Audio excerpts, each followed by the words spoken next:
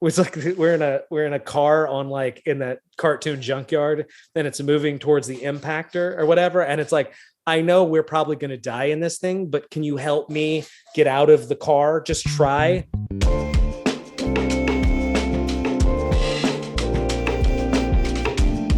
And welcome to Tyler Is Groce with me, your host Tyler Groce. I don't think I've ever said that. I think I'm always just like, welcome to Tyler Is Groce, assuming you know. But my name is Tyler Groce. So welcome to a podcast where a comedian, me, talks to his successful friends about life and betterment and self-improvement and growth so that I can beat them in their own game. And we got my correspondent on, Jered McCorkle. We love Jered McCorkle because he's so cool and sweet and awesome and interesting. And I'm so happy to have him on. Basically, he helps me through the question of why I don't want to vote. Because I've just been thinking and feeling about all sorts of things going on in this goddamn country, US of A. 4th of July was just the other day, and it's like, what's the point? Independent from what? For what? Because I don't, you feel things in this country. And we get into it all. And Jered, surprisingly, for being the leftist, socialist, everything's fucked guy that he is, he left me more hopeful. So this is a journey for me of going from nothing matters to glimmer of hope at the end, and that's all because of Jered McCorkle. So if you feel similarly, this one's for you, man. So we talk about a lot of things, but we talk about voting and we talk about the system and what do we do when things look so bleak. So if you think if any of this sounds good to you, it's going to be a good episode. Jered kills it as always. He has a podcast, the Comic Canon Revival, where he talks about comic books. I was on an episode. Check it out. Has nothing political at all. It's just him chatting about nerd stuff because he's a big old nerd, but we love him anyway. And I'm really happy. I'm really excited for this one. Dude, 75 YouTube subscribers. Can you believe that? I don't know if you remember last week, 44. This week, 75. Let me do the math on that. It's a whole lot more. Man, well, how exciting. I posted a video. It was a sketch. People liked it. It went around. It popped. Look at that. I feel great. Thank you. Welcome, everyone else. Hopefully you came for the sketch. Hopefully you watch this and think it's cool. If not, regardless, thank you for you for listening. Like it, subscribe it if you're on YouTube, like it, review it if you're on the other apps. I got a Patreon, I got a donate button. It's all on YouTube. Check it out. I would appreciate any love that you got to give. But the main love I need and want is just for you to check out what I'm doing. So I appreciate y'all coming around and checking out what we're talking about. Hopefully it's interesting. Yeah, I've said enough. I will say this. I am headlining at the Velveeta Room in Austin, Texas on the weekend of July 22nd. I believe it's 22nd and 23rd. It's Friday and Saturday, 8 p.m. show on Friday, 8 p.m. and 10 p.m. show on Saturday. Come check me out. I'm headlining. It's very exciting. I'll definitely talk more about it as I'm leading up to it and post it on my Instagram, TJ Groce, Groce. So check it out. But thanks for listening. I appreciate everybody. And come and see how I became the hopeful man with my good friend Jered McCorkle. Enjoy. Thank you so much.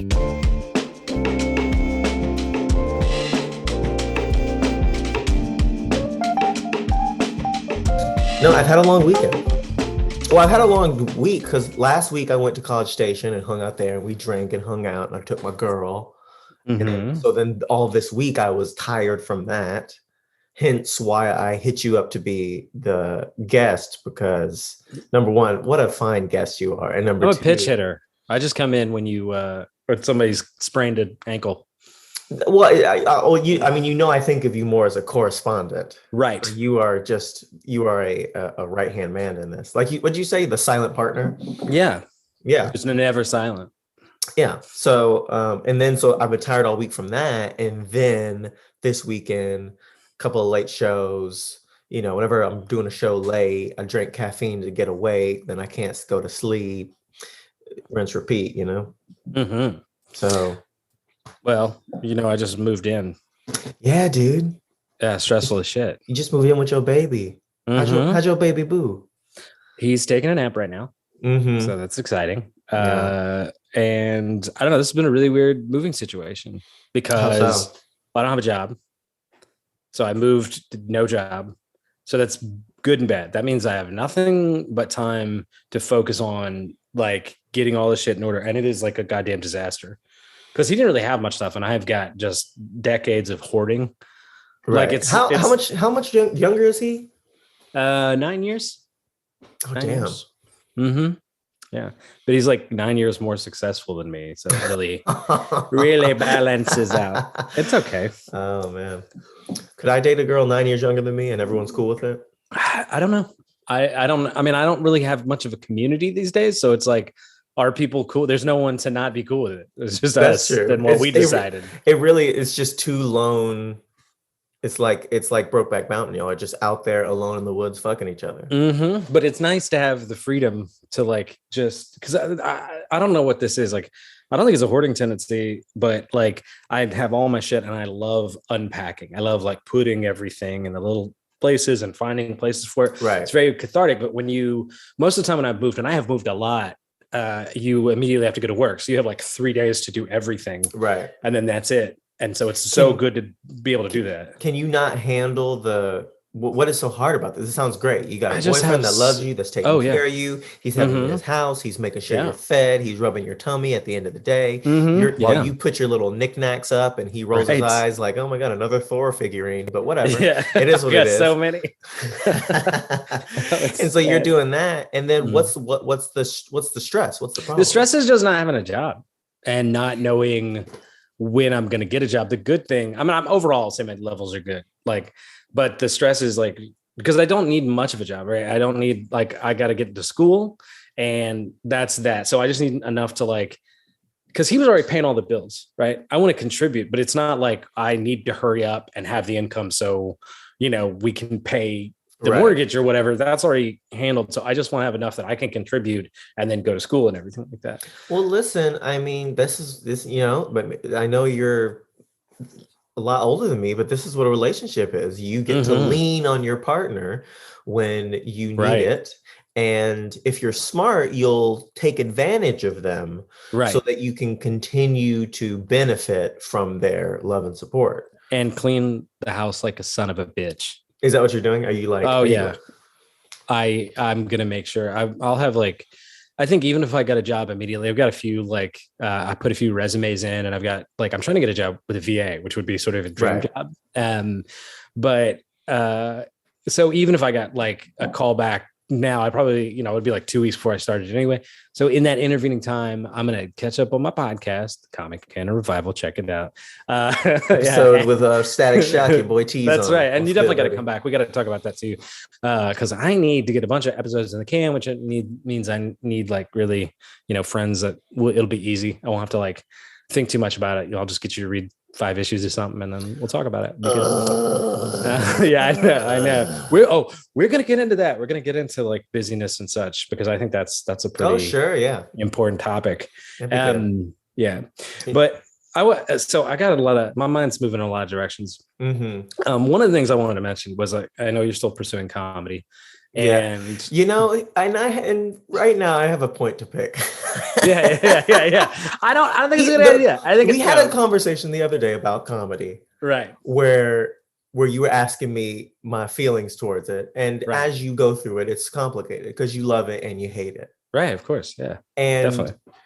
But because you quit comedy, you seem to think and imply subtly that it's like, just enjoy it while you got it, It's like, that's absolutely true. Yeah. Hey, you're gonna make it or probably not, what are you gonna do? Yeah. There's always this little moment. Even now you're saying like, so you're still pursuing it. Yeah, that's right. You're still doing it or whatever. Well, to give the listener right now some backup, I mentioned it's a good idea to have a backup plan. And when I said that, I think Tyler was like, I need a backup plan. What are you talking? No, I'm just, I know that you've thought about the reality. I got a backup plan. It's just thrive, Right. Let's do it. Plan A is thrive in comedy. Plan B is thrive anywhere else. That's all I need. Do it. I have jobs. By definition, I'm you're not, describing is not a plan. I I'm just not, want to be clear. Like, I'm not just digging hole. I'm not like digging Right. ditches and being like, man, Right. but if this comedy thing don't work out, I'm gonna open a whole factory. I'm like, Well, I'm doing stuff. To be clear, where I'm coming from too, I actually don't think that you should quit, or I don't think anybody should quit necessarily. But I really don't. I love everybody. Yeah, there's good people on both sides. Because this is my point. You're the Trump of getting your friends to quit comedy. You should do what you want to do, and that's that. The problem too is like I'm probably not the best person to bitch to about stand up because I don't do it anymore. Not because I don't like it, but I quit. So if somebody's like, oh, like, so when you're a comic, all you do is bitch to other comics, right? Yeah. And that's part of it. I love that part of it. But, but the unspoken thing is, well, we never quit. So that's it. But now when a comic bitches to me about comedy, it's like, yeah, don't do it. If you don't like it, just don't do it. I'm admitting how dumb it is to say that. It's completely like, it's glib and silly. It's like bitching about your girlfriend. It's like bitching about your wife. It's like, right, that's exactly I swear to God, she's always, and then you're just like, yeah, I love kill my her. wife. Just kill. I mean, dump her, whatever. Yeah, just fucking throw her down some stairs. That's what I do with mine. Yeah. She hasn't got up. She hasn't bothered me. I'm free. I'm homeless and jobless. That's great. I need money. What are you talking about? You know how many sandwiches are in dumpsters right now? No, look, I just think it's different perspectives. So, because I think both is true. I do think that like, I like your I was in, now I'm out perspective. I think it's very valuable. Right. Because the other thing is like, you're not, my perspective also was you're not doing this for anybody but you. And that's fine. It's just, they're like, if you're not getting anything out of it, if you're not enjoying it, then you're only punishing yourself with it. I'm doing it for the next generation. Right. I'm doing it for the little black boys and black girls who need a light-skinned figure to look up to. I'm doing, what is that? Culture. The culture. Oh, I'm doing it for the culture. I'm doing it for those kids who like rap and like sad white boy music, who don't know how to compile an identity with both of those things being true. That's who I'm doing this for. I'm doing this for them.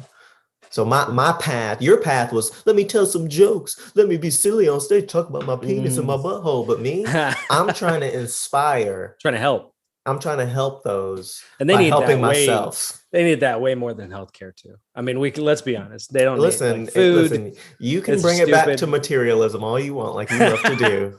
I'm gonna. It always goes back to Marx. Mm-hmm. But anyway, Matthew, Luke, and John. That's who I'm talking about. That's who I'm Christian podcast. Yeah. You were going on about, you're like, so you're still pursuing comedy. Okay, yeah. So what I was going to say is, do you still feel like there's too many people doing it? Like that when I was doing stand up really aggressively, let's say, which was true in many ways. I was like haunted, or I don't know, like pestered by all the people that like, it's like, why are y'all doing it? You're not going to do it. You only do it part-time. It just felt like there's way too many people doing it. But I quit during COVID. And so it feels like comedy after COVID is a very different landscape. And I'm curious, like, I thought it would have wiped a lot of people out, and like it did myself. Right. But when all my comic friends that are still active, like they sound like there's more than ever. So I have a sense of things. I mean, I'm in Austin, mm-hmm. and after the pandemic, a bunch of people who like Joe Rogan came to Austin. Mm-hmm. And so like the old scene that we knew, definitely a lot of people quit, and a lot of people don't really do it anymore. And a lot of people who were maybe half into it are sort of like, yeah, it's just something I do every once in a while. So that's definitely happened. But because all of these new people came in, and they come in with this new jazzed energy of like, this is the new hub of comedy in the whole world, because Joe Rogan said so, that they came in with this energy that has created this whole new scene. So it's like it's sort of just a completely different landscape. Have you talked to New York people? What do they say about how New York comedy is? So there's a guy on my podcast now, Adam Matrani, and I knew him from New York comedy, and he's still out there. And he says it's just like there's just so many people you wouldn't know. Like, so a bunch of people left, that's true, but like it just immediately, it's like the tides, like immediately got replaced by all kinds of new people or whatever. My feeling on it, people, it's low bar to entry, and people want to be famous, man, and people think that they got it. Right. Is my mic cutting in and out? Not to me. Okay, cool. Never mind. You're good. But yeah, like, well, here's my little strategy. I've been getting super into RuPaul's Drag Race. I've told you this many times. Yeah. I painted my nails. I don't know what else I can do. But I think that you should just make comics watch drag queens more. Because you're okay, just because you already in the comedy world, you're sort of like, I'm gonna blow smoke up your ass a little bit, but like you're kind of like the full package, right? Like you're stand up, improv, sketch. I don't understand. Why can't I listen? You're fluent in Mandarin. Which means I goaded you into racism. Gibberish. That's what that means. Right. But the reason I connect it is that like if you watch drag queens, like the most talented stand-up is like 15% as talented as your average drag queen. Right. Like it's just unassailably true. And I don't mean in some amorphous sense. I mean like if just you told jokes and you also had to make your own clothes, that was just an extra part of it. That would weed out 50% of the fucking stand. That every drag queen is like first of all, they're as funny as us. Like they may not have like bits worked out in the same way, and like I think some of the material is kind of hacky, but just at the level of being funny, you know, it's just you like to watch them, and you're waiting to laugh. Right, you're waiting on the edge of your seat with every word they say to laugh because that they're just like they're just so funny, and it's also the expectation like they need to be funny. They have to also be good at that skill, and they have to dance, and they have to be beautiful. They have to have insane fashion. So it's so weird because it's such a talent fetishization in entertainment, which makes sense. But it's just so funny to watch that and be like, thank God, that's not the expectation. And then you have to be good at 9 things. And then you see some guy go up there and be like, I saw, I went to the grocery store, a lot of cereal. A lot of cereal in the cereal aisle. Meanwhile, the drag queen is like juggling fucking flaming chainsaws and like lip syncing Rihanna. I took a knife and stabbed the Fruit Loops box. They called me a serial killer. Yeah, I mean, I love that joke, but give that guy $500,000. Right? Yeah. I mean, compared to drag queens, yeah. Wasn't it you telling me the other day that like you're like drag queens are funny, but they. If one of them, who was telling me this? If one of them just really became a great stand-up, they would take over the world? No, I don't think that was me. Or maybe it was something. Someone was telling me like their stand-up is very bad. Their stand-up is bad, but it's if they got good at that and had everything else too, it's like what they would take over the world. If they became a prolific world-class stand-up along with everything else.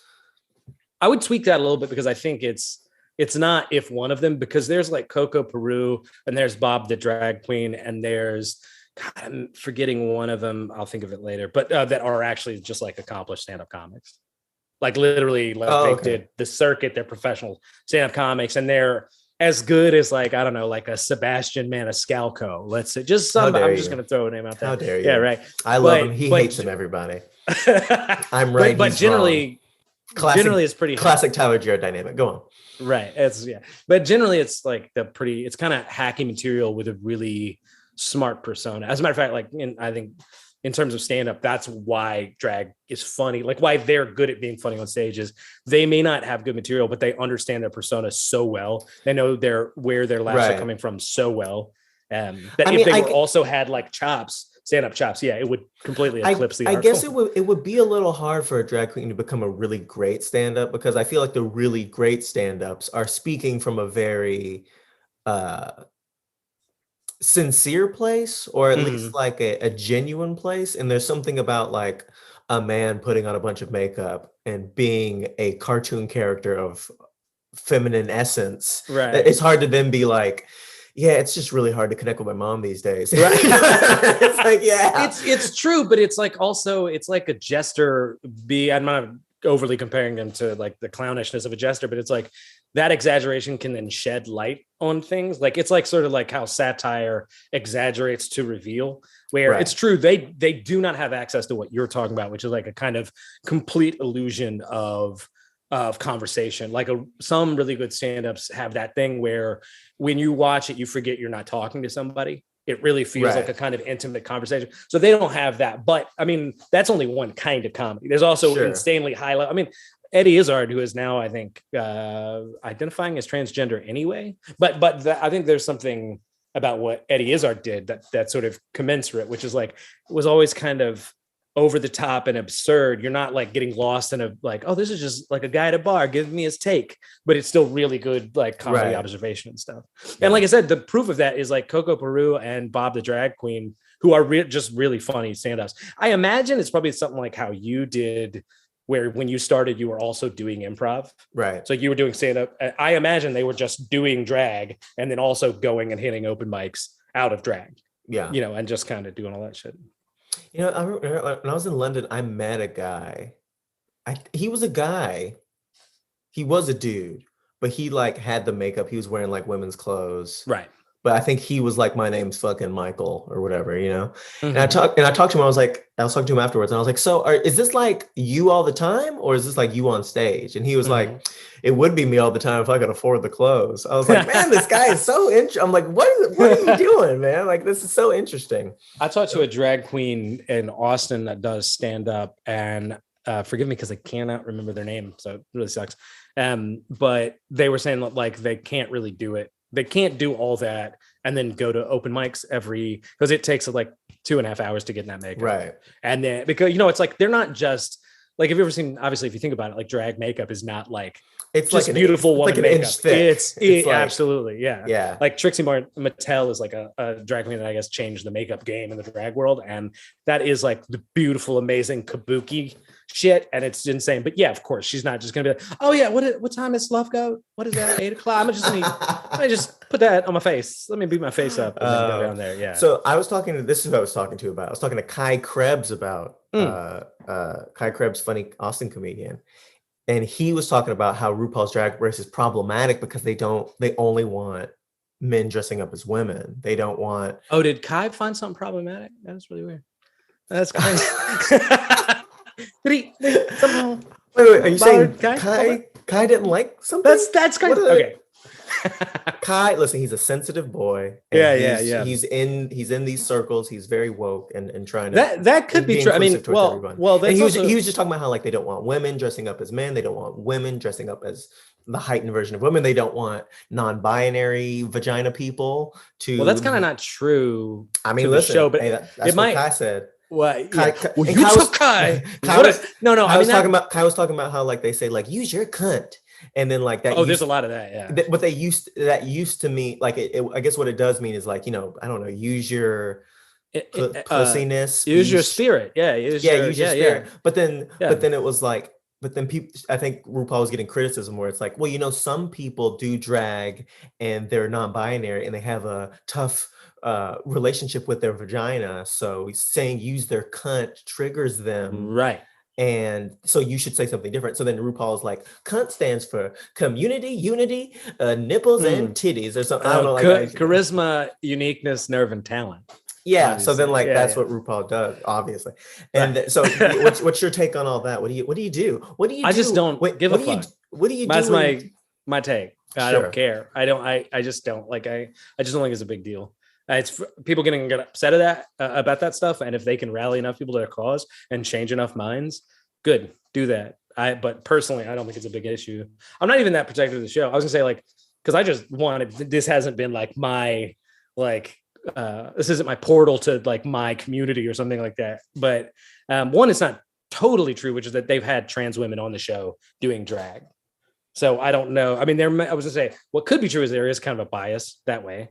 And it's true. I mean, like, I don't know. This is very similar to the larger gender questions you and I have sort of talked about a lot because we've been dissecting gender for years. Quite a lot. Well, we're getting close. What Is a Woman movie came out. We talked about that a lot. Yeah, we did.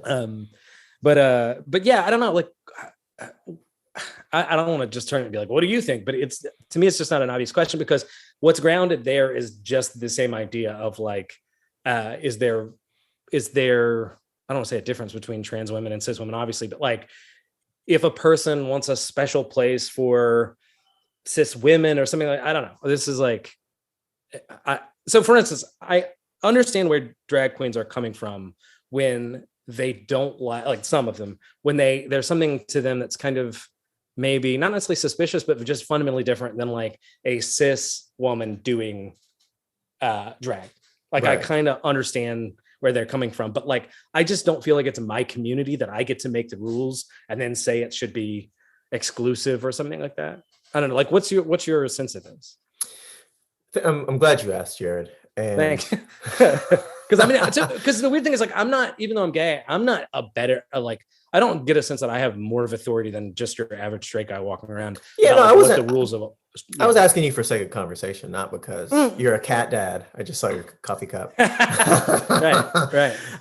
No, I would say that, which is like my opinion doesn't matter because I don't watch the show and I don't know anything about drag. I've been to one drag show and put $1 in one dude's titties. Right. Like that's the whole thing. Good for you. Thank you so much. I was really proud. But for conversation's sake, it seems like this was the analogy I used with Kai, and Kai was like, he said snooze button, and I was like, what? And he's like, that means shut the fuck up. I'm like, oh, okay. But he just told you to shut the fuck up. But he said it very cute by saying snooze button, and it was okay. No, but about what? What was the about me saying like, basically the analogy was like, well, you know, if I go to war, like, because the whole thing was like, oh, like using the word cunt and stuff like that is triggering, so they should change the community so to be less triggering towards maybe non-binary people. And I was sort of like, well, you know, if a guy goes to war and shoots somebody and gets PTSD, and then he comes back home and then goes to a laser tag arena and gets triggered, that's kind of on him, right? Why would you go to a place that would trigger you in that way? Right. And Kai, what did Kai? Kai said, well, you are equating trauma. And I'm like, yeah. I was like, yeah, I guess, you know. Well, I would say that maybe that's not fair, but also like I would also say an maybe analogy. They're equating trauma. Like, so a person that says that their experience of like hearing RuPaul say cunt in that context, and it's RuPaul, that's trauma. And they're using that word whose connotations are closer to like physical abuse or like, you know, like people throwing around PTSD.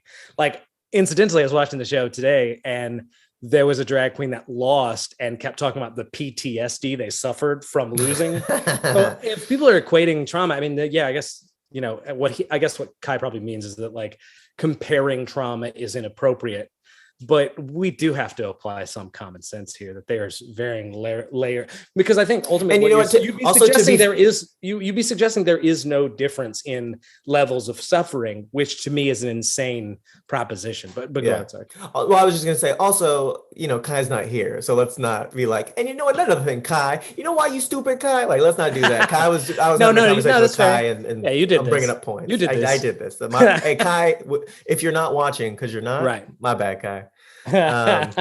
You're a good dude, and that was a nice conversation. Mm-hmm. But yeah, I don't know. Yeah, those are my thoughts. Well, I'm just saying drag queens are talented. I'm not saying they're not filled with hate. Very clearly, I'm just glad to see you, like, you wearing nail polish and you're watching RuPaul's Drag Race, and I've known you for years and you've never been particularly gay besides the whole having sex with men thing. Right. And like, it's just nice to see you get back to your culture. You know, it's like whenever I read it's not my culture. Let's just be clear about that. It's like whenever I read Between the World and Me, and I was like, oh, no, I get it. You know, it's like, I feel like you're getting in touch with your people. I just try to be authentic to myself. I mean, like, because the truth is, it's not my culture. Like, I'm very much a subscriber to the Adolph Reed thing, just like with Black people, that like gay people are a category, they're not a group. And it was made very clear to me very early on, like that, like, is not my culture. And what I mean is that like, I don't, whatever it is, it's not a thing I fit well into. And but you know, on the other end, I have advantages. I'm gonna type a Jered quote. That is not my culture. Let them know. What are they gonna do? They can't kick me out of sucking dick. No, but I do a bad read on it. It's like, you know what Jered said? He said they are not my culture. Damn. But I kind of mean that, right? I don't mean like I have nothing against.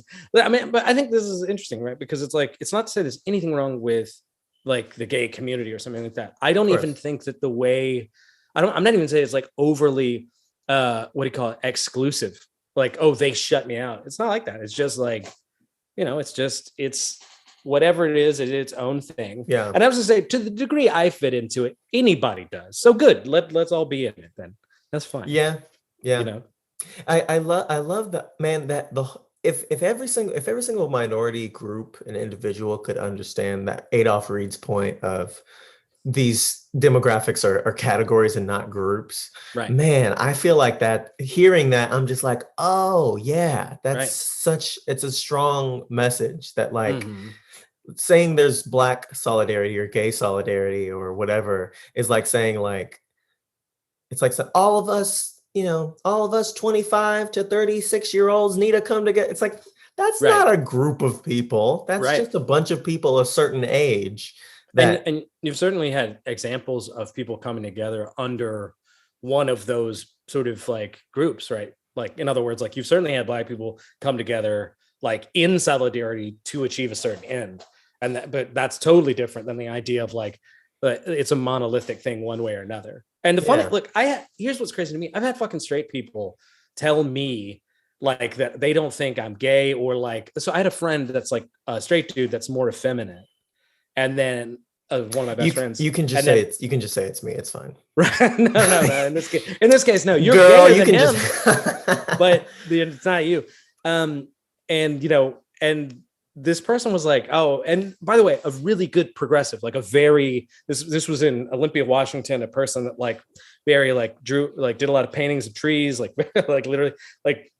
And they're like, I don't think you're gay. I think he's gay. I think you guys, which is like, yeah, maybe it's just you're dealing with completely ridiculous stereotypes about what you think gay people are and what straight people are. And it's funny too, because like it does feel like if somebody feels like they're making positive sounding stereotypes or whatever, then they have no problem doing that. Like some like, painting all gay people with the same like brush or whatever. Ooh, Jered, you should come to my house and help me decorate, because my place is a mess. Right. I'm not offended by it, but I do think it's just kind of silly or whatever. Yeah. You would be like, I think there should be a Spider-Man poster on the south wall. And I'd be like, Jesus Christ, this guy's the fucking worst. Yeah. No, I'm deeply ashamed of my comic stuff. I try to keep it to like one room in my house, which is what's going on here. Comic Canon Revival, everybody. Comic Canon Revival every Monday. There's a new episode. Check it out, Jeremy. Everybody go check it out. But yeah, so the other thing, man, I got a lot of not, I don't even think this is depressing. I actually think it's really optimistic, but we talked about Roe versus Wade. We talked about the Supreme Court. We talked about it all. I know, but like I'm sensing a certain hopelessness going on. From me? Yeah, a little bit. I don't mean in some deep way. I just mean when you talk about politics a little bit more. But do you, whenever you sense it from me, is it because I'm saying that explicitly? Because that might be why. Yeah. I'm expecting. I was gonna let you. Oh, sure. Yeah. Oh, what a nice correspondent you are. Here's what I was thinking about. So it's July 3rd today, and tomorrow's July 4th, and I'm at my parents' house in Houston, and I'm walking around their neighborhood, and there's a lot of American flags outside, for Independence Day. And I was thinking about like me walking through the neighborhoods of Austin, liberally progressive-y place, and they're not going to have American flags. They're going to have those stupid signs that are like, science is real, love is love. Here we believe in science and a woman's right to choose, and we believe you should eat whatever kind of yogurt that you want. Yeah. Like, just like a bunch of we believe milk is almond. Yeah. Yeah. That's the kind of shit they say. And incidentally, no class. There's never class. Never like, we should raise the minimum wage. We believe everyone should have healthcare. Just happens to be missing from the list. Sure. And I just had to throw that in.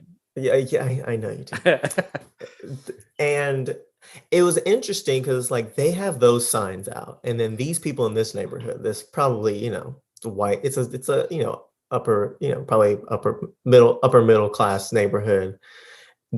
Like what those signs represent a certain set of values, and they sort of say them explicitly, and obviously there's implicit values that it's not stating too, like class isn't real. They could also put that on there. Class should be ignored. But I'm like, what is the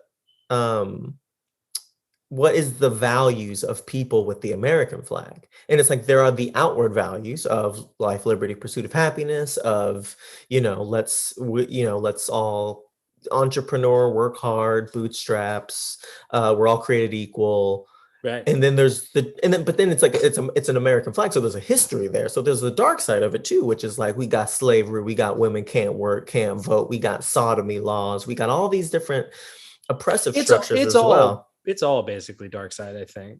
But that's the thing. Is I think I there's still a part of me that like is like at America at its best. Like whenever listen, regardless, I get it. But when Obama would get up there and speak about America, man, right. He made you feel something. He made you be like, oh yeah, America is a hopeful message. He really made you feel that way. He made you feel like no matter all the shit that happened, we persevere, we overcome, we work through it, and we're constantly trying to create a more perfect union. And he really makes you feel that way. But then there's all the other dark stuff. And I was looking at these American flags, and I was looking at the I was thinking about the we believe in science stuff, and also thinking about like Roe v. Wade and where the Supreme Court's going. And it's just like, it seems like what this country was founded on was all the shit that we know, a bunch of white dudes, slave owners, and patriarchal, whatever, blah, blah. Mm-hmm. It seems like that's what the country always was, and they're taking back their country. And in a way, we have different values than them because there's the values of science and love and this and that. And it's like, yeah, there's a real like cultural pull there, and the country's always been what it is, and they're kind of taking back their country. And I sort of like had a lot of like weird empathy where I'm like, you boys are proud. I get it now, they're really taking back what this country always was. And it's like, I don't know, why shouldn't they? Why shouldn't they keep everyone in the boxes where they fucking belong based on the history of the country? You know what I mean? Well, interestingly, this ties back because RuPaul has a song called American, and the message of that song is basically applicable to this, which is I'm an American too, right?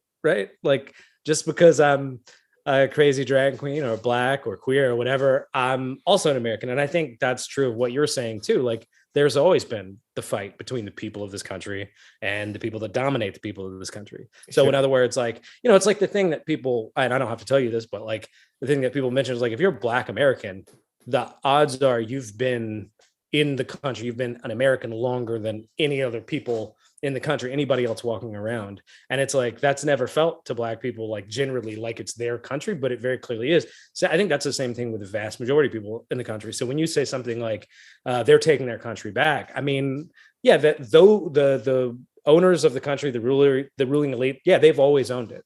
And that's that part, that brand shit you were talking about the flag waving horse shit. Yeah, that's always been bullshit. But I was thinking, like, when you feel that thing with Obama, where he like that in that moment where he's talking about the country, you can have the same affection for the history of this country in terms of the history of the struggle of this country. Sure. You know what I mean? And like Obama had an amazing speech where he gave like a sort of like we will overcome, like we're always fighting, like that classic sort of American speech, but from the perspective of slaves, where it's like, right. we were enslaved, and then we came out of that and Reconstruction and Jim Crow, and we kept on moving through it all, and now we're here with me, right. baby, Barack Obama. And I was like, all right, calm down, Barack. yeah. No, I know that's very Obama. No, he didn't actually do that. But it was just this thing of like, wow, he's really giving the American story from like the oppressed perspective. It was a beautiful thing to see a president fucking do. Yeah. But I mean, like, it's fair. It's also to be like, yeah, it's always been a brand. It's always like the people that founded this country were racist aristocrats. I'm not even being presentist about it, like trying to, like, what do you call it? Like, judge these people who maybe didn't have the same moral categories or whatever. Like, if you look at their documents, if you look at the way that they construed the world, whether you forgive them because they didn't know any better, which I think is probably not true, but either way, it's not commensurate with anything that we appreciate today. I mean, if you're honest. Yeah. So this idea of some trajectory either way, like that they were all crazy fucking capitalist, sort of proto-capitalist racists, and things have degenerated into this, which is what I think a lot of the West Wing liberals like to think. Or if they were like philosophical geniuses and things have degenerated, or if they like that and we've slowly progressed. I don't think that's happened. Everything that's ever happened in this country that's been positive has been, because of organized action of people who were being exploited and oppressed. And that's it. It's never been different as far as I know. For sure. And I do agree with that. I will also say that this topic also goes back to RuPaul's Drag Race with the whole, RuPaul is like pioneer of mainstream drag. I think that's fair to say. And so she creates this space for these weirdos to come together and wear makeup and dance and sing. I don't know if I want to call them weirdos. Jesus, Tyler. God. I'm talking 30 years ago weirdos. And then they become these some of them are weird. Yeah, for sure. Yeah. But then there's these new people coming in, these non-binary people who are like, well, hey, I want my space in here too. And, according to some people, it's like, we're not doing that. That's not what we're doing. So it's like they sort of become like, in the same way that America pulled away from Britain to form their own thing, and they want to they want to form the thing, and then people bubble up and are like, hey, actually, this doesn't work for me. It's like, well, we came to make our thing. In the same way, RuPaul's like, we came to make our thing. And what's the right thing to do whenever this is really interesting. Whenever you pull away from the oppressor to create your safe haven, and then people percolate, people sort of like weeds grow up and ruin your special lawn because it's like weed lives matter. And it's like, well, I guess they do, but also you're kind of fucking up my lawn here. And it's like, well, maybe the lawn should be fucked up. Well, so let's bracket the question of whether that, to me, is an accurate assessment of like how RuPaul has treated the people that sort of came in that were. I'm using analogies fast. I get it. I totally understand that. I'm just saying, just to be clear, because I don't know if that's the case, and I suspect it's probably a bullshit history from people online, let's say. But anyway, so we'll put that there. But no, so there's a couple things, because I think this is going to segue right into another thing that we want to talk about. But like, so the idea of wanting a kind of like liberty or autonomy, but to basically, I don't know, be like some god king of the new land or something like that. There is a way that when you think of the American Revolution and you think of the founding fathers as being some lovers of liberty or freedom, irrespective of the historical reality, it is sort of like kind of weird, right? Because like, these were not, first of all, the people that were in the country, in the American colonists, and especially black people, but even most white people, they didn't get a vote. And it's from my understanding, I'm not a historian, but like from what I understand, many people didn't want to break away because they didn't associate those people as being representative of the people of the country. They certainly weren't for a kind of sense of democracy like we would understand it. I learned, I don't know how true this is, because I kind of don't believe the professor that told me in college, but he was a history professor, and he said about a third of the people wanted to secede from Britain. Right. That sounds correct. Or another thing might be like the person, like in a more sort of interpersonal, like modern context, the person that, wants to start a small business from a larger business, like maybe they were like, vice president of Starbucks, and they want to do their own thing. They're tired of being told what to do, tired of being hemmed in. They want to start their own company where they exploit their workers and like act as a petty dictator or something like that. So I think that there is some commonality. There's a difference between saying I want to have liberty because I want to do whatever the fuck I want to do, and it's a dog eat dog world with this Spencerian kind of situation where we're either fucking people or getting fucked, so I want to be the fucker. Like that's one model of the idea, or one model of the desire for liberty, and another one is to build a kind of egalitarian society. And I don't even think it's the case that we've been moving closer to that. I think that there have been highs and lows depending on how much power the people have had generally, but certainly it isn't the case that that's how we began. But there's another aspect, because we've been talking about voting, and I actually think voting is a really interesting sort of thing to think through in terms of like all this shit. Yeah, because I guess the reason why I want to talk to you about voting is because obviously you're interesting to talk to, but because I've been feeling so, as you said, hopeless politically, and just being like, wait, why am I even voting? This seems dumb. Let's talk about. I feel like a brick would be more effective than a vote. Right. Well, I mean, I want to say before we get too far into it, like I think with voting, it's very much a false dilemma. Like it's either should we vote or should we not vote? And I think a way more important way to look at it is like, what are the circumstances such that voting would matter? And how do we create those circumstances? And what are the circumstances such that voting wouldn't matter so much? Right. Well, let me tell you why I'm hopeless about voting, because it's sexy. Because it's dumb. End of story. Go. Let's debate. Yeah. No, like I don't know. Well, number one, I live in Texas, so my vote doesn't matter. I feel like that's. I don't know if that's true, but obviously I'm talking like presidential election. Like right. It doesn't. It's not. You're also talking about. I don't want to keep interrupting you. You're talking about right now, and there's a really important thing that people have to wrap their head around in politics. You can't be so cynical that you think that the only thing that matters in politics is, does the thing I do right now immediately change things? And if not, it's not worth doing. So I think the better model is like potency. No, listen to me. I know this is important. Can you lift 300 pounds? If I asked you the question, can you lift 300 pounds? Yes. Can you lift 300 pounds? And if you say yes, what do you mean by that? You can't lift 300 pounds now. Yeah, I can. Oh, okay. Can you lift 400?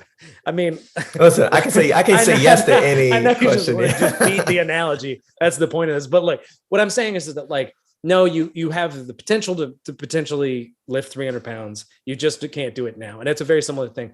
Does voting matter in Texas? No. And look, I'm not just being, pie in the sky. I'm from Georgia, right?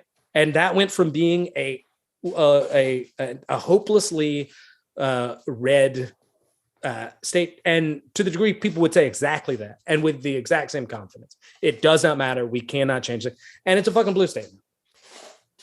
I think calling it a blue state is a strong. Oh, sorry. No, you're right. Well, I mean, it was in the last senatorial and presidential election. Anyway, but you're right. Yeah. Like I was saying before, like you rudely interrupted me with hope. Right. Fucking, I don't feel like it matters. I mean, I can see down ballot it mattering. It doesn't seem like it matters. There's the Ralph Nader, and there's the whole dichotomy of like, you're going to vote blue, you're going to vote red, you're going to vote Democrat, you're going to vote Republican. One is evil and one is better. Right. And it's like, there's the Ralph Nader thing of like, well, if you just vote for the better party because they're better, but they don't actually offer the solutions that you need, then you've given up your bargaining chip. They never have to change or get better if you continue to vote for them. So part of me feels like I should vote third party, or I should vote, because it's like obviously Republicans suck, and it's like Democrats also suck, but in different ways, because they are ineffective in protecting us from things like Roe v. Wade getting overturned, and people are talking about like they could come after gay marriage, they could come after interracial marriage, and it's like, well, what are Democrats doing to try to maintain these really sort of basic.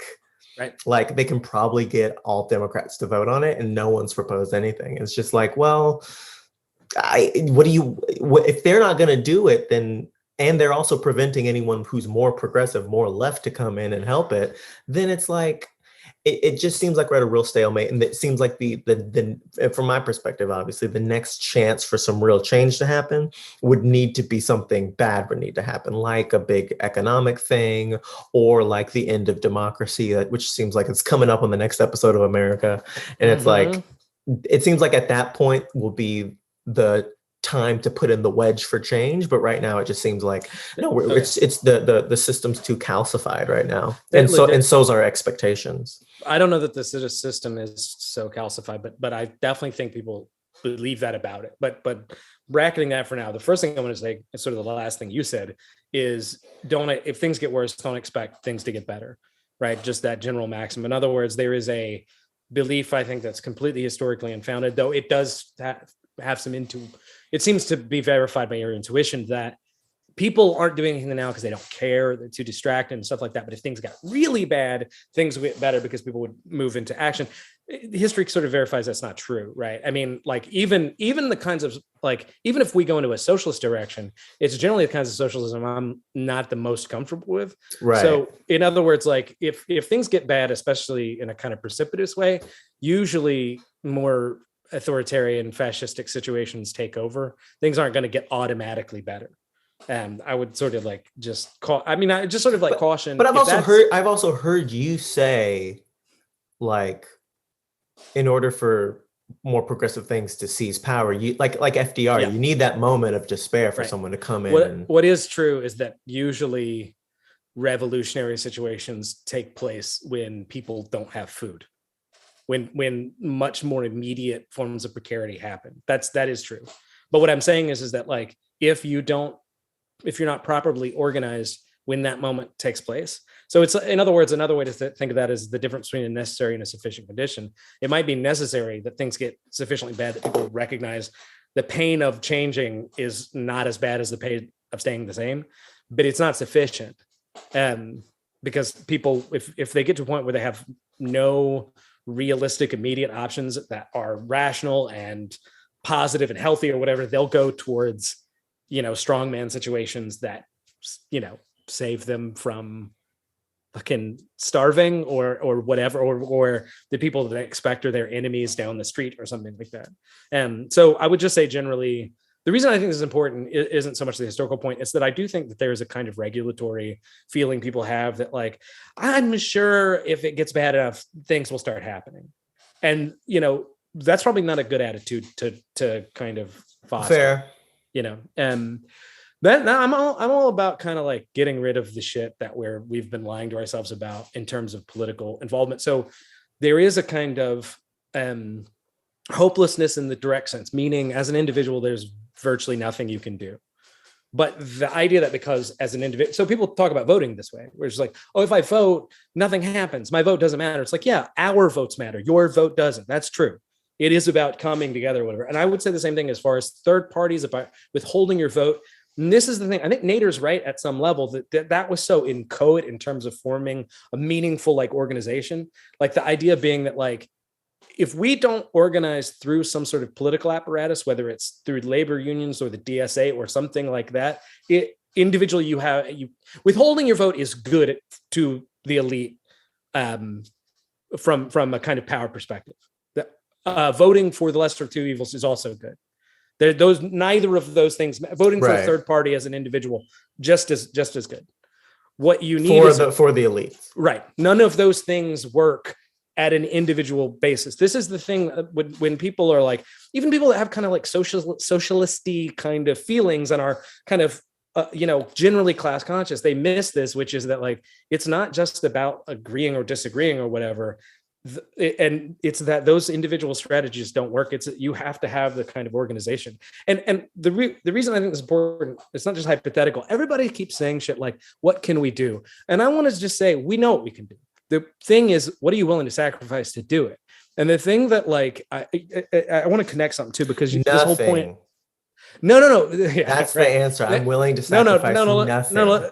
Right. Well, yeah, exactly. So I don't even think that much would have to be sacrificed, but to go back. So this idea of like, I want to get away from this tyrannical situation to do my own tyranny or something like that. That's obviously crass and awful. But there's another thing that I think historically we've done, which is we want to establish a government that can run on autopilot so we can go start our improv troops. We want to have a political situation that will be gamed in just the technocratic correct way that it can do its own thing. And then we don't have to do politics anymore. Yeah. That's the thing you got to do. Yeah, right. Yeah. You're like, what a good idea. Yeah, that's pretty good. I love my improv troupe. If I can give you a practical example, this is where I think Elizabeth Warren, as generally, I mean, I kind of like her. I think she's kind of a dope in terms of outward facing politics, but I mean, generally I like when she rakes Wells Fargo presidents and vice presidents over the coals or whatever. But the thing I think that's wrong about her way of doing politics is the idea of like, let's just get the right, so wonkish rule that we'll put in the right policy. Policy is going to save us, right? The super smart policy. The problem is like, once you put the policy in and everybody goes back to not paying attention to the policy, then all of the interests that have actual power in government, over government, spend the next, slow moving in the darkness 20 years undermining that policy till the policy has no teeth. The point is like, there is no way to do this. There is no way to have the government that you want, the country you want, where you get to just not do politics. Then people are going to have to come to terms with it. And I will say, you might as well do it now. You might as well spend 3 nights a week going to a DSA meeting or like organizing or whatever, because eventually you're going to have to. It's going to like, and I'm more optimistic than I think a lot of people because of the situation, because I think the changes are happening too quickly that people are going to be able to just sit back and tolerate it. Look, you can't have an abortion in this country anymore. I mean, unless you live in like 8 states or whatever, realistically. I guess half the states you just absolutely can't, and then many others will be greatly reduced or whatever. That's just one element. That's just one pillar. There's not going to be a way for the EPA to exercise limiting air pollution, and it just goes on down the list. Yeah, for sure. With the latest one being, state legislatures could potentially just be able to be like, no, we don't want to vote for we actually don't want to elect who y'all voted for. We want to vote. We want to elect who we want. So we don't really have to go into much detail about how bad it's gotten, but like to go back, like, what do we do? It's like, how do we vote? And it's like, look, none of us showed up to support Bernie. And I'm not saying that would have been everything. I gave him $20. Right. There was a lot of support, especially among young people. The truth is that they failed because they were wrong about how many people they could come out to vote. And there's a way that people talk about this. People I know that didn't vote in the primary, we're like, what do we do? It's like the thing we should have done. And I'm not saying people should be feel guilty about this, because I think that the way that political ideology has been organized and most people's lives have been organized, you have every reason to feel powerless and like you can't do anything. And I'm just saying, if we're serious about this, we collectively could do something about it. I know. Here's my question though: why isn't there one big progressive thing that I know I could be a part of? It just doesn't have very much power now. I actually argue there's a bunch of them, right? There's a bunch of like socialist organizations, a bunch of labor organizations, a bunch of various like federal campaigns, like meeting like just people running for Senate. They're not great. They're very small. Here's the thing. I think one thing, and I don't even have to preach about this, I just want to say it so we're just more clear, it's just more explicit, which is this idea of winning elections in some practical sense and voting for people that don't represent our interests. That's done. That politics is over. I'm not even saying it should be over. I mean, like well, I'm seeing normie Democrats who are pointing at the DNC, pointing at the establishment Democrats and being like, they fucked up. So if you can't get them, if they no longer believe that you're some bulwark against the Republicans winning, that shit is over. What's left to do is for everybody else to sort of pick it up and be like, no, we actually can make changes. We have to come together. Everybody should just go join the DSA or whatever. The Democratic Socialists of America. It's an electoral organization. There are absolute, limitations to electoral politics. I'll be the first one to say. So you're in the DSA? Yeah. Okay, well, tell me about it. Pitch it to me. Why should I join? Besides if you want to feel like you can do something. So because I think there are two. How does it work? There are two. It's all it is an electoral organization.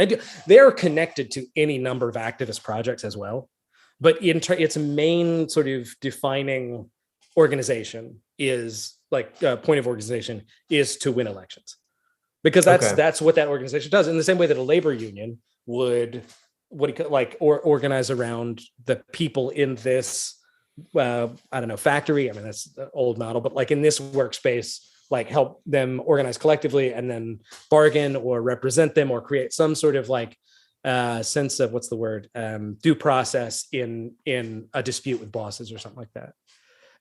What I'm saying is that like, I don't think it's a matter of saying, okay, there is this one avenue. Everybody should just, get involved in electoral politics, or everybody should just like try to unionize their workspace. The point is like, just go do one of those things, one of those 8 or 9 things that we ought to be doing. Yeah. As long as one of them isn't voting, then I'm cool with that. Well, no, but okay. So let's talk about voting for just a second. So just to back up, I think you absolutely should vote in the primary. Everybody talks about This is what I will amend, where it's like, I think down ballot voting is important. Yeah. I think local voting is important. I think primary voting is important, because primary, that's really what it is. Right. I mean, that really, if you are a progressive at all, like, I mean, that's how, and the DSA that's who you, that's the time when you actually have a hope of getting someone elected, like someone like Bernie or something, although they can always, shuffle things around. But I feel like that's where it's most hopeful. Yeah. And moreover, the cognitive dissonance to me is crazy between people who say, what do we do? And then you say, well, this is what we do. And it's like, yeah, but okay. So what's the disconnect? The disconnect in some sense, again, is that like people want it to be like where we really just like kind of show up once every 2 to 4 years, but that's just not possible. But we can't, it's like, if we want to just be passive and let the country become whatever it's going to become, that I guess we can do that, but we can't say there's nothing we can do. Yeah. Now, if I was talking about probabilities, I don't think that things are going to go well. But I feel the same way about climate change. The fact that things are stacked against us, the idea that should mean like we should just acquiesce to it. I don't know what that, I mean, part of me is like, look, everybody's in this fucking 5 stages of grief thing. Right. And like, I don't know if they're just in denial or they've gone way too far through it and they're at acceptance. Right. We need to be in the anger and bargaining place. Yeah. I'm not in acceptance. I'm not in denial. I think I'm just in I feel inept. And every single piece of news that you see makes me feel number and number to the idea that it's like, oh no, it's just going down this path and there's nothing that I can do. I can join the DSA and I will vote in the primaries. But like the way the macro factors that the elites put into place to kind of keep electoral politics to a narrow space that they can control us just seems so powerful. And I talked to my pops about stuff like that, and it's just like, well, I remember my dad said that he was like, if you young people would have voted, we wouldn't be here right now. And I'm like, I think it's more complicated. Not only that, I mean, just because your dad's, at least politically, I mean, probably, he's not as far right as my dad from just listening to you talk about it. Like, but let's just say if all those young people voted, like, well, they would have probably voted people that your dad liked out. Yeah. In other words, if all those young people voted, Biden wouldn't be the president right now. Bernie would. Right. And that's the other thing is that, like, I know it's daunting and depressing that the boomers have basically got politics almost completely like locked up, but we got to beat them. We got to beat our parents. I don't think a generational divide is actually the best way to think of this. I still think you have to think in terms of it's definitely an interesting way to think of this. Well, it definitely seems if someone ran on we've got to beat daddy. I would vote for that person in a second. Before daddy beats us. I would totally vote for that. Yeah. It would have to be a lady politician, and she'd be like, "Let me be your new mommy." I'd be like, "Yeah, listen, you're speaking right to me." Right. But look, the other thing about it is, like, I understand it's hard, and it's like, it doesn't feel like there's a lot of, you don't feel like you're going to get an immediate return. But I mean, we're just getting to this place where it's like, what the fuck do you have to lose, except for everything else that they want to take away? Like, what else? I just wish I was in the 60s where there was like a lot of cool leaders. There was like Malcolm X, he was cool. And there was MLK, there was Huey Newton, there was all these people. I'm like, yeah, I mean, those are all specifically Black and civil rights, but I mean, MLK was poverty as well. But like, yeah, like, where's that motherfucking guy that's like, really cool and an activist and shit? I honestly, sadly can't think of one. I mean, there are plenty of. Isn't that a goddamn shit? Why are there no leaders today?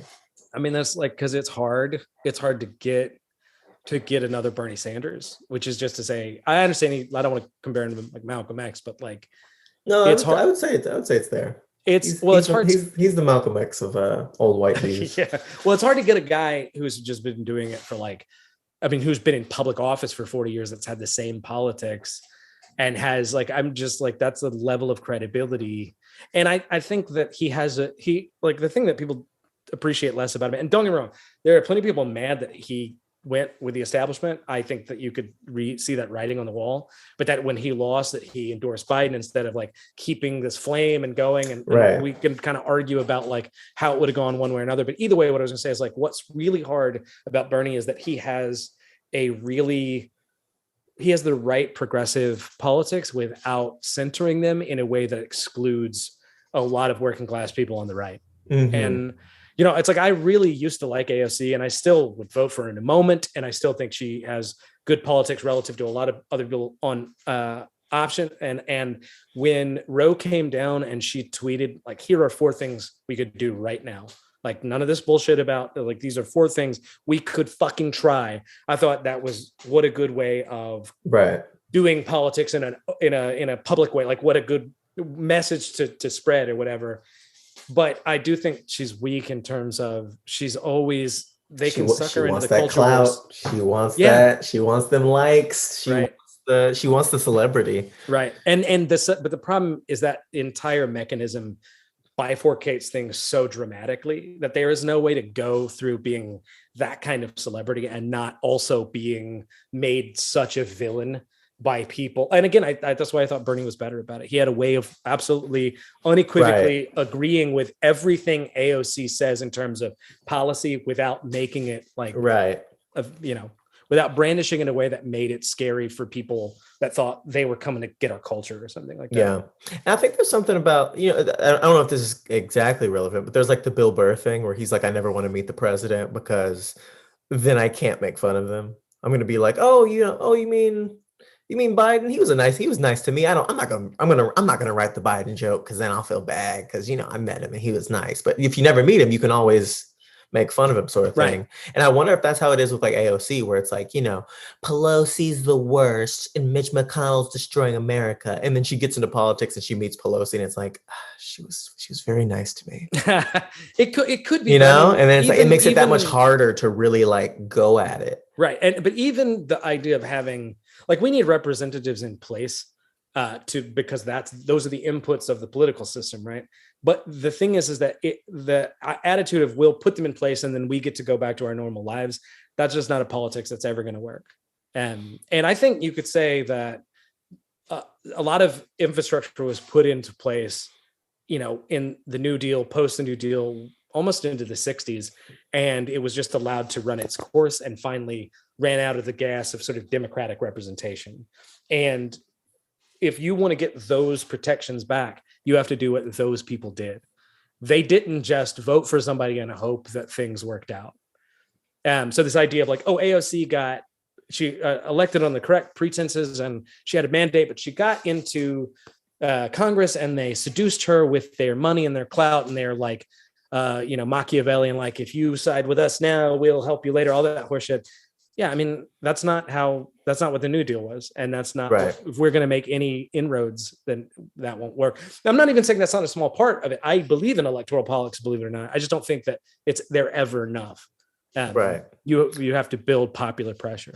So I went on DSAUSA.org and I'm looking at it now. They got like, their thing is says solidarity is brewing. Join Starbucks organizing today. I'm like, nice, clever. And they have let's see what else they got. They can find your local chapter, join DSA, join a national call, electoral strategy. They got AOC on here. They got Green New Deal stuff, strong labor movement. The first, I think they have something, I think it's a scrolling thing happening, but they have something that's like, hey, we're going to meet on July 4th for reproductive rights and shit like that. So they out here, they doing stuff. Yeah. And there are other organizations too. I'm not a spokesman for the DSA. I find the DSA connected to, like, the problem I have with certain kinds of like leftist 90,000 members nationwide. Mm-hmm. And hopefully it'll grow. I mean, like, but I have an issue with certain like leftist organizations where it feels like they're a bit cultish and esoteric and they have very good architecture to their politics, but it feels like that you'd already have to be a communist to be embraced by them. I mean, there's some of them that like are just racing to be the vanguard of some future revolution. They have no mass movement. They have no mass organization. And I think part of me is also like, look, I don't care which one it is. We just got to pick one and represent it. That's what happened with Bernie. Like the issue, and again, I'm not overselling electoral politics, but the idea is that everybody just kind of got, okay, this is where the working class are going to congeal. And so whatever his weaknesses are on, you know, foreign policy, for instance, that he hasn't been a strong enough critic of Israel or something like that. whatever. It was just like, this is where we are. So let's all go there. He was this lightning rod. That's also why, despite the fact that electoral politics are limited in every way people describe, because the system is set up so much to channelize people's goodwill into, compromises with banks and shit like that. Despite all that, it's fucking something. And I don't know. I mean, like, but the reason electoral politics are important, they end up being a kind of national lightning rod for just that kind of movement. Well, yeah. I mean, part of me is just like, how do you want to wait till things get so bad that they're impossible to fix, or that's just all that harder? And I get the sense that people do a little bit. Like, I think people are like me. I think that's why I'm fine talking about it, is because I'm like, yeah, no, I am hopeless. I think a lot of people are hopeless. I think a lot of people see the direction that things going in. People really don't know what to do besides vote or protest. And they also, and everyone kind of knows in the back of our head that that's not going to really do anything. That's not going to fix things. That's like, voting is like, it's like planting a seed and hoping it grows in the future. And but it's like with shit like Roe v. Wade, with shit like the Supreme Court doing their little, what have people been saying, a judicial coup of the country and stuff like that. It's like, no, we need something done now. Like, voting is not going to fix it now. That stuff, if all that stuff comes into place, that's going to happen this year, and then we got to fight that and all the shit that we were fighting, and also, it's. I mean, some of it could be greatly improved in a very short period of time, though. And the problem is, I mean, that's still being hypothetical, right? But if we're just saying what could happen, because like the hard part is to get people organized and to build the necessary solidarity that they create the pressure to do that. But just in terms of like the actual legal kind of structure, the idea of getting, in maybe less than 10 years, the sort of Democratic coalition that packed the court or greatly ignored judicial review, which is a complete within the in other words, that stuff can be. Also, what do you call it? Impeaching many of. I don't know how robust this legal case is, but there are people suggesting that people like Kavanaugh and Gorsuch just lied in front of Congress. I mean, the question is, how evasive were they? Were they evasive enough that they couldn't be called to perjure? But either way, there are many ways to pressure the court. It's just a matter of doing that. So, I mean. Here's my question. Yeah. Jered, why are you wasting your time doing comic book podcasts and trying to work at the VA? Why are you not out here organizing? Why aren't you a person, a figure pushing in this direction? Right. Why don't you put your goddamn money where your goddamn mouth is? Well, there's a couple of things. One, I don't think that people want me that much. And no, I'm sorry. No, but I mean, I definitely don't think I should be any kind of like main organizer or whatever. But I think this is the Boolean problem. Malcolm X didn't want to be. Dr. King didn't want to be. If fate wants to thrust itself upon me, that's fine. I'll do the idea that you don't want to be that is proof that you should. Yeah, well, yeah, right. I mean, I do want to be that, but I just don't think it's like people would want me. But no, look, this is what I was gonna say. There's this very Boolean idea of like either we're, monkish, like, organizers to the like, or like we're all getting arrested or fighting cops, or we're not doing anything. We're not doing anything, and that's the point. Which is like, look, I'm not saying people have to give up their improv troupe. I'm just saying go to a meeting every week. You know what I mean? Like, Thank God. Yeah. But why aren't you like being a more, because you clearly have a mind and understanding, a hope that I don't have. Right. So that's why I talk to you about this, is because you lead me to a more hopeful direction. Why don't you use this skill that takes me out of my hopelessness and despair? Right. Why don't you use that to take others out in a more outward leadership way? That's not on Facebook getting in arguments with people that don't care. Yeah, about you. I mean, I'm just very argumentative, and that gives me talents in a certain direction, and it gives me the opposite of talents in other directions. Like, I do think ultimately people need to be nuanced, and I'm not that guy. Like, might have a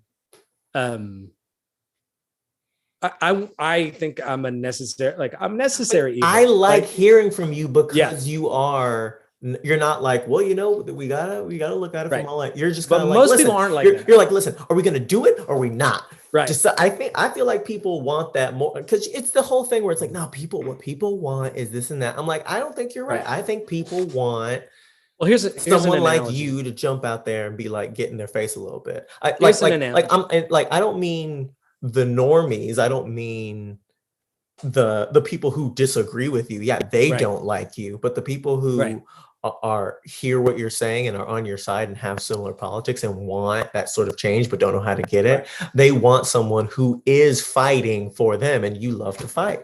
Yeah, I do. Okay, so there's a few things here. So I was gonna say, one, there's the idea of like, it's not a good idea to be narcissistic and be like, why don't I lead the movement?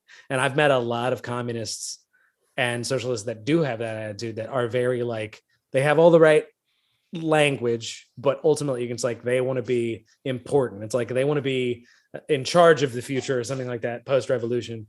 Like that's at least their mentality. So that's one thing. Two, I don't think I'm a good candidate because I'm not connected in that way. Like if you look at like people that are often successful in politics, even good politics, like they have the right acumen and organization and stuff like that. So there's a reasonable part of it. It's like, why would anybody? I'm saying like, but aren't you creating the excuses that people like me create about politics and change? And I'll tell you why. We don't need leaders, right? Or maybe some leaders should step up. We need people to be rank and file. We need people to go to the protest or go to the strike or go to the meeting. So yeah, but we also need someone to lead them there. I don't think we don't have those people. Like, honestly, I mean, if we're being serious, I don't know why anybody's like, Jered, you should lead us. It's not even borderline realistic. But even if I thought like, oh, we just have all these like powerful people who are ready to like storm the gates of the Bastille, but we don't have somebody that really knows how to get to the palace, maybe I'd be like, oh, I know how, and then I do it. But that's just not what's lacking, right? What we have too much of it. And so I want to back up too and say, this is what I find that this is going to sound narcissistic, but like the way that people react to me is very similar to how progressives just generally react to socialism, which is, if you ask progressives, like sort of again, like urban kind of people, like what do you call it? Like, I don't want to say Black? yuppie, but just like, no, I mean it in the literal way, like people like Austinite people that like have like the sort of the right general progressive politics. Anyway, the point is, you take all of the pieces of socialism, all of the outside of like the bad history that it has, but I just mean like, okay, should housing and sustenance be a human right? Should healthcare be a human right? Should the people decide?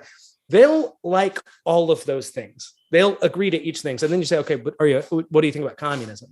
And I'm not saying they all hate it, but it's a very reduced thing. So what I was going to say is like my adversarial attitude. When I find people online, let's say, that are in our community, right, know us, kind of aren't a huge fan of mine. If you ask them like, oh, what is the thing that he said that you hate? It was like, nah, it's not that. He's a fucking dick or whatever. He's too strident. He thinks too highly. Yeah, I know. I've told you this before. You're terrible in text. Right. But what I'm saying, but if you're up there at the pulpit, right, you got a nice suit. But to back up, fingernails painted. to back up what's happening, I think with socialism, why people haven't fully embraced it is because they're not ready to fight. They don't like that I fight. They want to think there's a way to be chill and do this. And I'm here to tell everybody there is no way to be chill and do this. There is no, I don't mean like, I'm not saying we don't need leaders that are good at nuancing and seducing and get people. What I mean is that ultimately, I'm not saying people got to stop their improv thing, but like we do not have a functioning party. I feel like I'm starting to feel like you're shitting on improv. That's what I'm starting to hear. Yeah, I gotta stop. I gotta stop that. Like, you're absolutely right. You can keep doing your little bit. No, you're absolutely right. No, you're so right. Bing, bang, boom. I'm like, man, there's a lot of improvisers in this country that could be socialist, and you're really turning them off right now. Yeah, you're absolutely right, because like I do need to stop that, and that's stupid. Probably stand-up shit. I just learned. You know what you need to do? You just need to take an improv class. I know. I have taken improv. I took it in college. I didn't go to like a improv, like, it's so fucking stupid because I respect improv. I like improv. I like improvers. our improvisers. I don't know. I just, because it's such an easy, like, because it's what it is makes it easy to make fun of because it's inherently silly and frivolous. And so you know, and like stand-up improv, people have a tendency to take it a little too seriously, not in the moment when they talk about it. You know, they'll be like, you know, it's really a way of examining the truth inside your brain, the life you lead. Like, it's like, no, you're acting like a pirate. You need to stop. And that's fine. You know, like, stay in silly. Don't fucking whatever. Anyway, but yeah. Listen, but yeah, it's just I guess it's weird because like I find myself to be such a pessimistic person, but in this regard I'm not. I think that stop fucking telling ourselves there's nothing we can do, that voting doesn't matter, that political action doesn't matter, that we're doomed. No, there's stuff we can do. We just have to do it. Okay. And that might mean, is it okay that I don't vote in the general election? I think that's like the last moment, right? That's a certain kind of. I want to vote. I want to vote right. down ballot. I want to vote right. In the primaries. I don't really care about the general. Okay, so let's just to that. I'll answer that the most directly, which is you should definitely get out of your house and go do something like voting on election day. And the reason I say that is like, even if you don't, if there's what about voter intimidation. Let's hold on to that for a second. Go to rural areas and scare conservative white people from the I think that's an awful idea for a lot of reasons. No, what I'm saying is that like even if you don't care about your congressional or your Senate race or your or the presidential race and for 2.5, 3 years, whatever it is, you know, there's local elections you should vote in. That's just the way there probably is somebody that very much shares your politics. So we can get rid of the idea of you shouldn't vote, right? So the idea is, should you vote for like the president and the Senate and the Congress or whatever, judges or whatever it is, once you're already there, I don't really see a good reason not to. It costs nothing. The problem, I guess, with electoral politics is it can, especially if that's all we talk about politically, it can sort of seduce people into thinking that that's all politics is. And that's where we are now. That's doom, right? That's awful. But I would say generally there's not a good argument to not vote as a strategy, if that makes sense. It's a strategy to save my soul. Oh, good. To save my integrity. We'll enjoy that.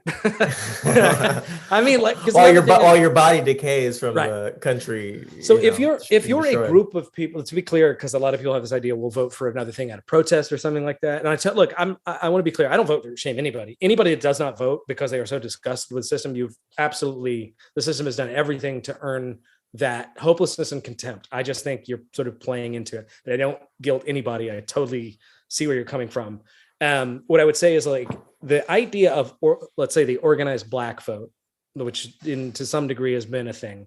The idea of not necessarily, though, I mean, a lot of people criticize that sort of that caucus. Sounds like you going on your Kanye shit. Go ahead. No. I was going to say, like, no, it makes sense. It's the idea of like, look, if you can organize people sufficiently and then they can withhold their vote and it swings elections, that's awesome. And if we were sufficiently organized, if socialists made up even 15% of the country, or if not socialist, sort of populist or, you know, New Deal, you know, dim socks, whatever, like that larger group of people. If we were 10 to 15% and we put out some press release and we were like, we are not going to vote if these things we're going to withhold our vote, that could actually pressure politicians, right? And even then we'd have to really think through the tactical implications. But when you personally stay home, you know, you're having a protest that no one is listening to. And that's what Colin Kaepernick did. And then the world listened. Right. But look, honestly, I think this is a hearing. Sorry. There you go again. You never. Jered always complains after the podcast where he watched his back and he's like, "Oh, you made a joke and I just completely ignored it." I feel like to make my point. I know. Well, it's how improv is. I'm always right on the edge of losing what the fuck I was going to say. But I was just going to say. But if you're a hard line about voting and you're just like, I'm not going to vote. It's fucking stupid. It doesn't work, and you have a lot of history to show that's true. Then just do the other things. Right. So if you're just doing the other things, great. And so again, like if you're going to DSA meetings, if you're helping organize local elections, if you're raising money for like, you know, leftist campaigns, if you were going down and joining the picket line at the fucking your local Starbucks, if they have a picket line or whatever, if you're putting money into that. So in other words, like, but I don't find that a lot of people that say I'm not voting are just doing all that shit. You know, they're not voting because it's an expression of their like hopelessness or whatever. Part of me is like, look, it's like we're in a car on like in that cartoon junkyard, and it's moving towards the impactor or whatever, and it's like, I know we're probably going to die in this thing, but can you help me get out of the car? Just try, you know, and that's it. And then they're like, zip, zap, zap. I mean, yeah. Here's my parrot. Yeah, like, well, I know I'm playing Pokemon on my phone. I can't. I would, but it's just really important. Like, I don't, you know, I get it. But it's also, if I can just like be diagnostic, we just have to be honest that we're not doing it. So, you know, in other words, the point about like, I'm like, what do we do? It's like, well, we know what we're not doing. We know most of our I friends. think you're wrong. I do think you're wrong on that. I think most people don't know what to do. I think people are hopeless because they legitimately don't know what to do. You're saying go join DSA. You're like, hey, just go join DSA. Go pick it at a Starbucks. I'm like, what the fuck are you talking about? I am hearing you being like, this is the first time. That's okay. I mean, that's you know, intellectually, it's like, no, that's fair. Yeah. The second you say it, I'm like, oh yeah, I guess that is something I could technically. No. Let me back up. So I think you're right. It's not to say everybody knows and they're not doing it.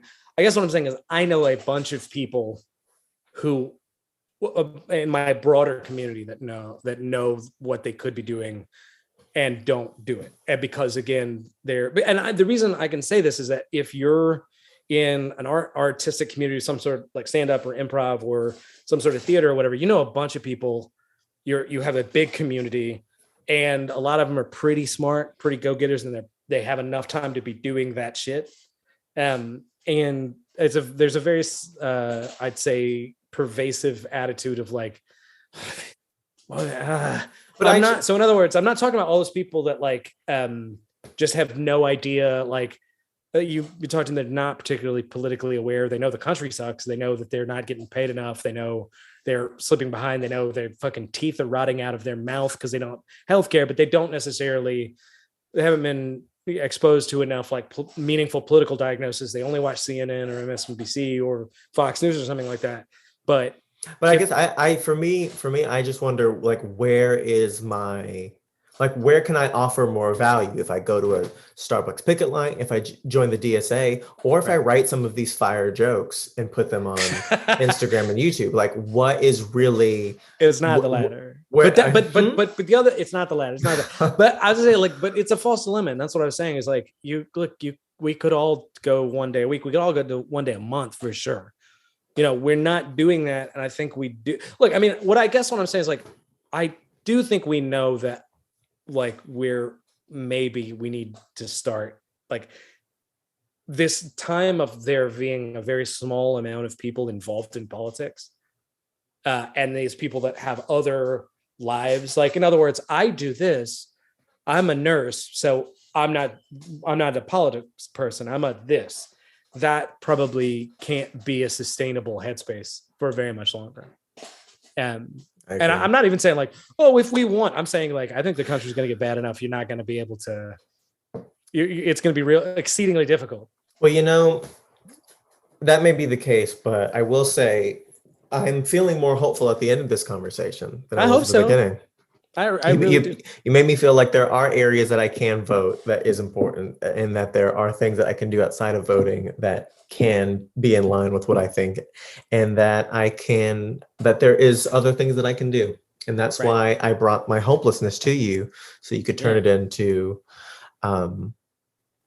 what RuPaul would call cunt. Yeah. Dude, that's good. Isn't that good? That is good. That was pretty good, wasn't it? What do you I'm done talking. Do you want anything to do you have anything to plug or anything? If you do want a non-political thing and to hear me talk about not politics, you can listen to the Comic Canon Revival. Me and my fellow co-host and guests we read a comic and we talk about it, and it's really fun and I love it. And hopefully there's room in this world for comic podcasts and also going to the picket line every once in a while. See, the thing about it is like there's so many people in this country that they don't want to engage in politics and they just want to like do their little comic book podcast or whatever, and they don't want to actually do something. They just want to be dumb with their comic book. Again, I feel like you're missing the reference. I feel like you're. I get it. Did you see how it makes you feel? How it made you not want to laugh? It makes you tense up and pull back. No, that's what you're doing. Yeah. To all of us, I'm a tree people. It's an improv.